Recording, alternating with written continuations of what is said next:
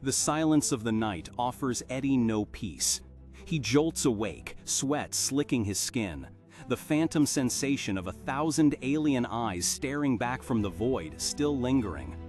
The darkness of his room twists into familiar shapes, tendrils of living shadow, ancient and hungry, coiling around his bed frame, whispering forgotten cosmic truths that promise only oblivion.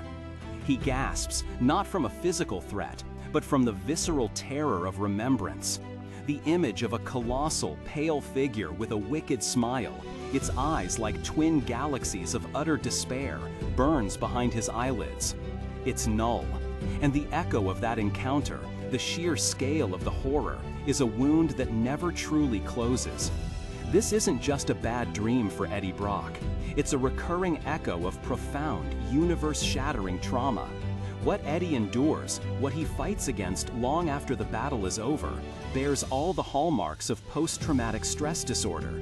It's a diagnosis that transcends the comic book page, grounding a fantastical struggle in a deeply human, deeply tragic reality. Knull, the symbiote god, didn't just nearly conquer Earth, he shattered Eddie Brock's mind, leaving a legacy of psychological scars that continue to define him. Consider for a moment the consistent patterns we observe in Eddie's behavior following these cosmic revelations. The recurring nightmares, for instance, are not merely bad dreams. They are vivid, immersive relivings of the moments he faced Knull, of glimpsing the abyss, or of understanding the horrifying, parasitic origins of the very entity he's bound to. He wakes up reliving the fear, the helplessness, the existential dread. It's an inability for his mind to process and file away these catastrophic memories, forcing them to replay with agonizing clarity. Then there's the pervasive self-loathing. Eddie has always wrestled with his identity, but after Knull, it escalated. He sees himself as tainted, complicit, a walking abomination due to his bond with Venom and the knowledge of what symbiotes truly are, instruments of a cosmic void. This isn't just guilt, it's a profound sense of defilement, a belief that he is inherently broken, a reflection of the darkness he's fought. This internal narrative fuels his struggles, making his path to heroism a constant battle against his own monstrousness. We also witness his violent outbursts, moments where Eddie's control snaps, where he lashes out disproportionately to the trigger. This isn't just a character flaw, it's a classic symptom of PTSD, an overactive fight-or-flight response. His nervous system is constantly on high alert, primed for danger, reacting with explosive force, even to minor provocations, driven by an unconscious need to protect himself from threats, both real and imagined, that mirror the overwhelming powerlessness he felt against Knull. And finally, consider his obsessive-compulsive behaviors. Eddie can become hyper-vigilant, constantly scanning his environment, preparing for the next attack.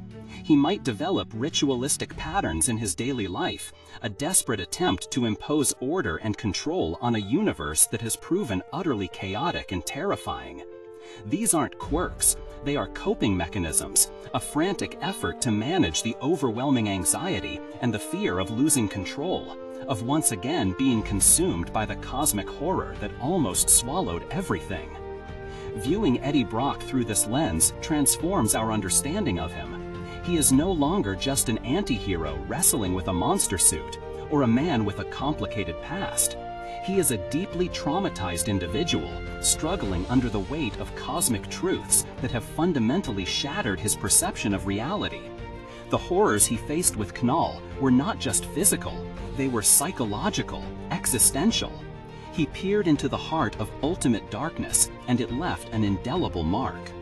This profound psychological burden adds an extraordinary layer of tragedy and depth to his character. His quest for redemption, his desperate desire to do good, to protect those he cares about, becomes all the more poignant.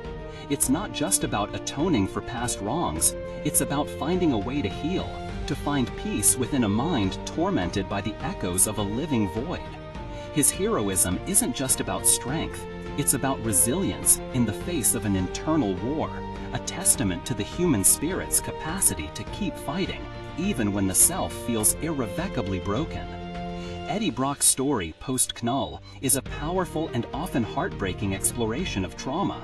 It reminds us that even in the most fantastical narratives, the human element of suffering and recovery remains profoundly relatable.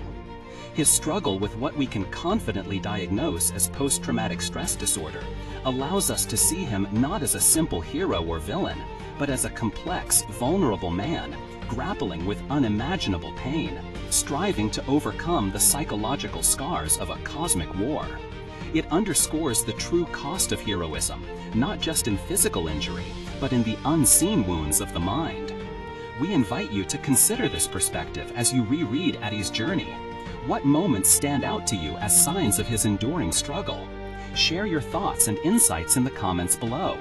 And if this deep dive into character psychology resonated with you, please consider liking this video and subscribing for more explorations of the heroes and villains we love. Until next time, keep exploring the layers beneath the surface.